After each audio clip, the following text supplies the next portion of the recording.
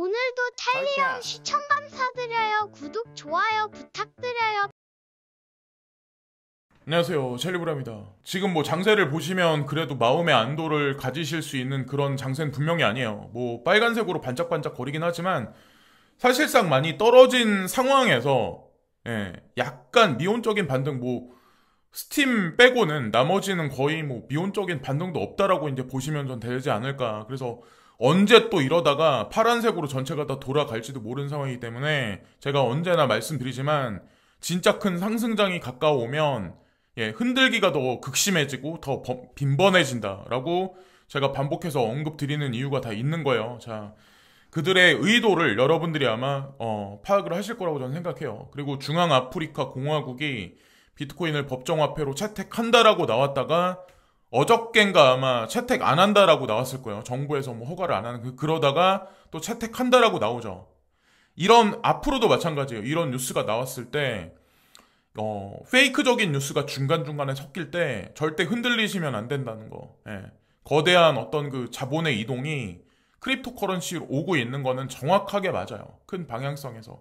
짜잘짜잘한 괴대지 뉴스에 절대 혼란스럽게 생각하시면 안 되고, 자, 그리고 그레이스케일 자산운용사가 유럽으로 암호화 펀드를 제공할 거다. 그래서 일단은 파일럿 테스트를 몇 개 국가에서 이제 진행할 거고, 유럽 전역에 걸쳐서 서비스를 일단은 하진 않을 거다라는 얘기가 있어요. 그래서 이 얘기도 단기적으로는 모르겠는데 파일럿 테스트가 끝나면 아마 본격적으로 마케팅을 할 거고 더 많은 자금이 그레이스케일 자산운용사로 분명히 들어올 거예요. 자, 기다려보시면 분명히 좋은 일이 있을 거고, 자, 여기서부터 이제 이번 영상의 핵심인데, 사람마다 이제 시장을 분석할 때 다 제각각에 어떤 사람은 그냥 차트만 갖고 하는 사람.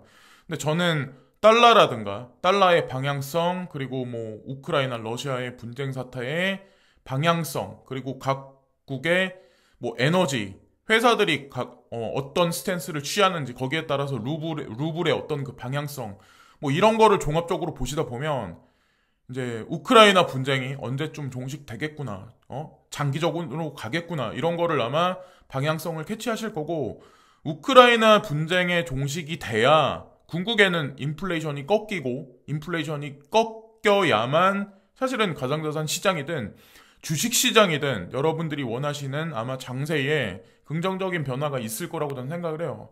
일단 어떤 얘기가 있었냐면, 자, 여기 보시면은 EU에서 자, 그 에너지 회사들한테 이제 경고를 했어요.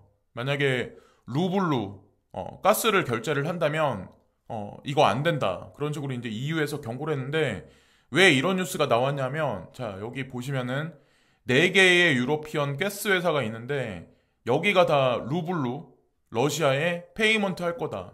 이 결제할 거다. 이런 얘기가 나왔었어요. 야후 파이낸스에.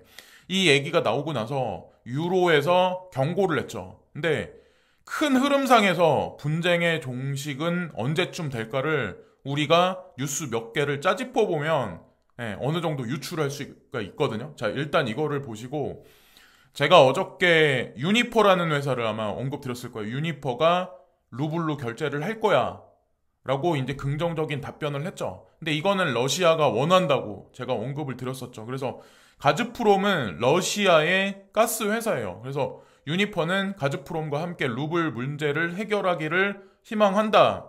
일단 희망한다라는 스탠스를 취한 거지 결제가 들어간 건 아니에요. 날짜가 이제 중요한데, 여기 보시면 유니퍼 CFO는 수요일 애널리스트 컨퍼런스 콜에서 지급이 여전히 허용된다는 것이 우리의 견해이며 지불에는 유로를 루블로 변환하는 것이 포함될 수가 있다. 그래서 5월 말에 루블만 허용하려는 러시아 법령에 영향을 받은 러시아 가스에 대한 유니퍼의 첫 지불 예정이 있다고 덧붙였다. 이게 5월 말이거든요. 그래서 이 지불이 진짜 실제로 5월 말에 될지 어떨지 모르겠지만 분기점이 되는 거는 어쨌건 5월 말 정도가 대규모의 분기가 될 거고, 천천히 아마 긍정적으로 서서히 아마 5월 어느 시점부터는 긍정적인 뉴스들이 하나둘씩 나오면서 지금보다는 유가라든가 천연가스 가격이 막 이렇게 급등했던 게 점진적으로 사그러들 가능성이 높지 않을까 전 개인적으로 이제 생각을 합니다. 그리고 SPFS는 사실은 루블하고만 국한된 얘기가 아니라 사실은 유로하고도 사실 관련돼 있어요. SPFS. 그리고 SPFS는 중국의 CIPS하고 관련돼 있고 지금 현재 우크라이나 분쟁 사태를 필두로 해서 글로벌 리스트들이 과연 스위프트 제재를 러시아에 가하면서 과연 그들이 달러에 원하는 게 과연 뭘까? 달러의 어떤 지배체제를 약화시키는 어떤 그들의 이면의 전략이 있지 않을까라고 이제 전 생각을 합니다. 예, 그래서 왜 그러냐 글로벌리스트 근데 저한테 이제 물어보실 분 분명히 있어요. 근데 그거는 여기서 단편적으로 대답하기에는 좀 영상이 너무 길어지기 때문에 일단 그걸로 일단락을 시키고 유니퍼라는 회사가 이게 제가 어저께 이제 넌지시 지나가면서 이제 언급을 드렸었는데 생각보다 상당히 큰 회사예요. 여기가 40개국 이상에서 직원이 11,000명의 직원을 고용하고 있어요. 그리고 직원의 3분의 1이 독일에 있어요. 자, 이 뜻하는 바가 과연 뭘까요?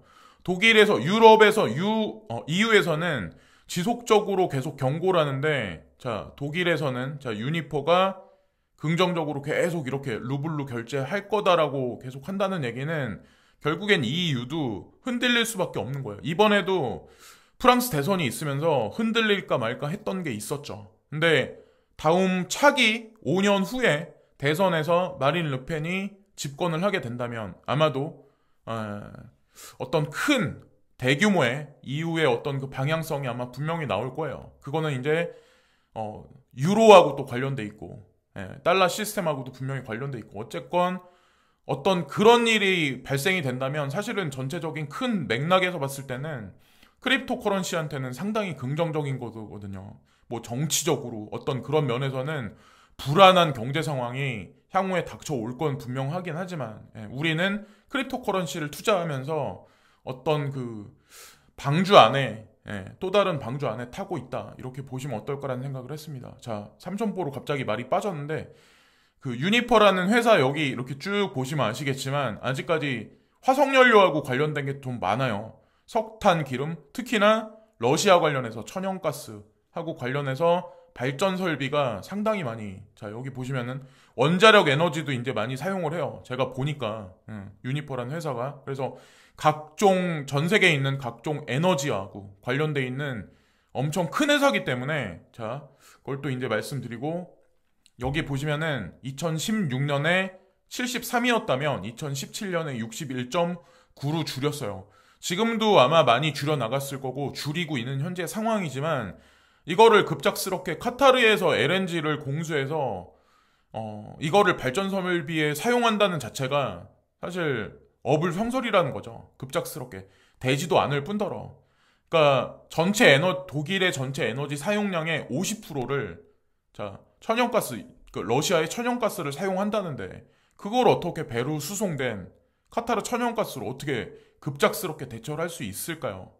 그건 이제 사실 다 말이 안 된다는 거죠. 그래서 여기 흐름을 보시면 화석연료를 점진적으로 줄여 나가는 건 맞지만 이걸 급작스럽게 바꾸지는 못할 거다. 그런 식으로 이제 보시면 되고 뱅크 오브 스페인도 마찬가지로 자 크립토 커런시에 관해서 어떤 그 재정 안정성에 좀 부정적인 여파가 미칠 수도 있다. 뭐 하여튼 그런 어떤 부정 뉴스인데 이런 뉴스가 간간히 이제 시장에 계속 나온다는 얘기는 글로벌 리스트들이 지금 현재를 단기간에 지금 당장 폭등장을 안 만들어줄 거라는 의중을 우리가 어느 정도 유추를 할 수가 있어요. 여러분들이 이제 뉴스를 계속 보시다 보면 어느 순간 뭐 미국에서 부정적인 얘기가 나왔다가 뭐 일본에서 갑자기 돌연 이제 뒤통수 치는 부정적인 뉴스가 나왔다가 번복해서 계속 막 돌려치기 하면서 계속 나오잖아요. 전체가 다 긍정적인 뉴스가 나오고 연일 정고점을 갱신한다 이런 뉴스가 나왔을 때 그리고 우리 지인들이 우리한테 갑자기 이제 코인 투자를 뭐 하는 거 부정적이다 안 된다 빨리 팔아야 된다 이렇게 얘기했던 사람들이 갑자기 전화 와가지고 어떻게 투자해야 되냐 어느 거래소 사용해야 되냐 무슨 코인 사야 되냐라고 얘기할 때 그때가 매도 시점이라는 거. 자, 한 번 더 이제 짚고 넘어갈게요. 그리고 자 독일에 이제 유니퍼라는 회사 말고 여기 보면 이탈리아 에너지 회사 중에 N이라는 회사가 있는데 여기도 마찬가지로 가즈프롬하고 마찬가지로 루블화 계좌를 개설할 거다 이런 얘기가 있어요. 그러니까 EU에서는 계속 뭐 하면 안 돼, 루블로 결제하면 안 돼 이렇게 얘기하는데 지금 유럽에 있는 몇몇 개 회사들은 이런 식으로 그것도 대형 회사들이에요. 이 애니 같은 경우도 이탈리아에서는 에너지 회사 치고는 상당히 큰 회사라고 하더라고요. 근데 이렇게 지금 현재 흘러간다는 거죠.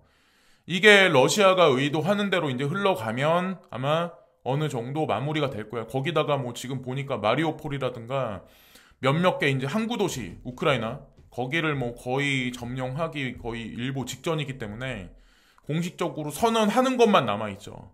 그게 뭐 5월 이내로 아마 되지 않을까라는 생각을 합니다. 자, 그리고 여기 코인 가격이 나와 있는데 비트코인 가격이 나와 있는데 어떤 게 있냐면 제가 이걸 말씀드리려고 해요. 이거를 이분이 올렸거든요. 888 벨벳이란 이분이 올렸는데 제가 이걸 보다 보니까 어떤 걸 느꼈냐면 여러분들 뭐 이미 인지를 하시겠지만 하락장과 횡보는 상당히 길어요. 기간이 길어요. 근데 폭등장은 짧아요. 여기도 보시면 하락과 횡보장이 엄청 길었었어요. 여기 파란색 화살표. 그리고 상승장은 엄청나게 상승해요. 폭등을 해요, 거의. 그리고 나서 또 하락과 횡보를 하죠. 그리고 나서 또 폭등을 시키고. 그래서 여름이라고 말을 하는 사람이 상당히 많아요. 베리실버트 말고도 뭐 저도 마찬가지로 동절기로 들어가기 전에 그때까지 어느 정도 익절을 해야 되지 않을까라고 제가 언급드렸던 이유가 사실 빌 게이츠 예언하고도 사실 매크로적으로 한번 짜맞춰 보면 어느 정도 이게 신빙성이 있거든요. 그래서 이분 같은 경우도 지금 현재 하락과 횡보장이다. 아직까지는. 그렇지만 어느 구간이 지나면 엄청 급등장이 올 거야. 상승 파동이 올 거야 라는 얘기를 과거 차트 몇 개를 대입을 해서 이제 그 얘기를 하죠. 폭등장이 짧다는 거 이것만 기억을 하시면 돼요. 하락 횡보는 길고 그리고 달러 인덱스가 여기 보시면 아시겠지만 정고점을 사실 뚫어버렸어요. 그래서 103을 사실 뚫어버렸는데 103을 기점으로 해서 여기서 얼마나 지지를 하냐 향후에 자 이제 다음 달 들어서 향후에 얼마나 지지를 하냐 그게 아마 문제일 거예요. 그게 거기서 주섬주섬 하다가 달러는 언제나 하락을 했어요. 여기서부터. 근데 이번에는 상승하는 게 엄청나게 가파르게 올라갔어요. 여러분들 아시겠지만 가파르게 올라가면 떨어질 때도 가파르게 떨어져요. 그 얘기는 뭐냐면 달러 인덱스가 가파르게 떨어진다는 얘기는 이 유동성이 주식시장과 가상자산 시장으로 몰려올 가능성도 생각보다는 짧다는 얘기예요. 우리는 뭐 당장 다음 주를 원하지만 그건 뭐 모르죠. 뚜껑은 열어봐야지 알겠지만 어쨌건 머지않은 상승장을 조금만 더 버텨보서라. 이런 게 지표를 다 보면 사실 어느 정도는 인지를 하실 수 있을 거예요. 그리고 긴급 뉴스로 파일코인도 마찬가지로 여기 송버드하고 이제 관련돼 있는 F 자산에 편입됐다. 그래서 F 자산이 제가 보니까 몇몇 개 알트코인이 있어요. 라이트코인 그리고 스텔라 루멘도 있고 도지코인도 있고 또 알고라든가 몇몇 개 코인이 있어요. 그래서 뭐 이게 중요하다 안 중요하다 이런 걸 언급드리려고 하는 게 아니라 저는 XRP하고 관련된 뭐 플레어 네트워크나 아니면 뭐 여러 가지 코인들 다 범상치 않게 보고 있거든요. 송버드도 마찬가지고. 근데 이런 식으로 여기 추가했다? 과연 글로벌리스트의 생각이 과연 어떨까?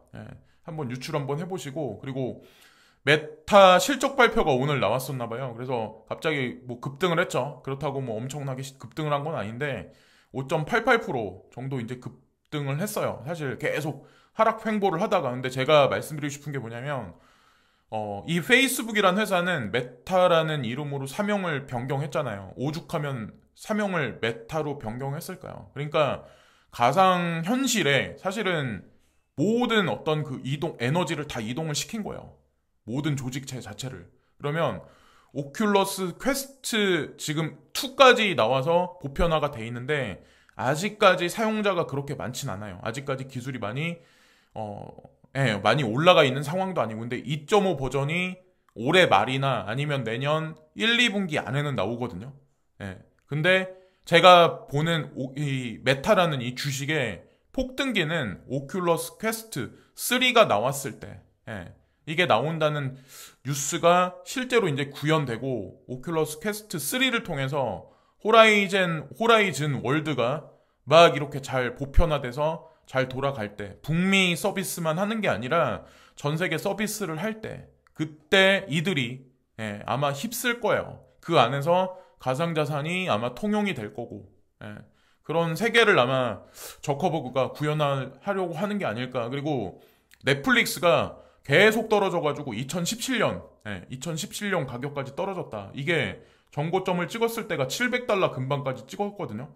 근데 이거 보시면 알트코인 같죠? 딱 진짜 $700짜리가 거의 $200가 돼버렸어요. 엄청나게 폭락을 한 거죠. 사실 단기간에, 장기간에 올라간 걸. 세력의 의도를 우리가 알 수 있는데, 넷플릭스는 집에 처박혀 있어요. 집에 머물러 있는 사람이 많아야 이 주식은 상승할 수가 있어요. 근데 이 주식이 요 근래 떨어진 것보다 더 떨어져, 지속적으로 계속 떨어진다는 의도는 사실은 글로벌 리스들이 팬데믹을 어느 선에서 지금 종식시킬 거라는 거를 유추할 수 있지 않나라는 생각을 이제 전 하게 됐거든요. 뭐 어쨌건 이것도 이제 제 개인적인 그냥 해석인데, 자 어쨌든 그렇게 보시는 게 어떨까라는 생각을 했어요. 그래서 종식이 서서히 가까우고, 자 제2의 팬데믹이 올 수도라고 제가 어저께 이거 영상을 이 자료를 해서 이제 영상을 만들었는데, 진짜 큰 폭락의 트리거는 자 더 강력한 팬데믹이 올 수도라고 여기 예언하셨다고 제가 그랬잖아요. 이 시기가 문제일 뿐이지, 자 방향은 분명히 올 거예요. 근데 가상자산의 폭락의 트리거가 제가 개인적으로 보기엔 금리 인상이 아니라 여기에 명분을 붙이지 않을까. 왜냐면 연준이 전 세계 경제를 떠받치기에는, 자 금리 인상을 예를 들어서 미국에서 지속적으로 계속했었어요. 자 예를 들어서 계속했어요. 그러면 전 세계 경제가 무너져. 그럼 그 블레임을 전부 다 그걸 뒤집어 써야 되는데, 제롬 파월 연준 의장이, 연준이 또 그거를 다 뒤집어 써야 되는데, 아 너네 때문에 금리 인상돼가지고 이렇게 됐다. 그럼 우리 앞으로 달러를 더 배제 많이 시킬 거야. 근데 명분거리가 있어야 돼요. 자, 뭐 어떤 이 질병이라든가 이런 게 있으면 자연스럽게 떠넘기기가 쉬워요. 시장에 조정을 줄 때.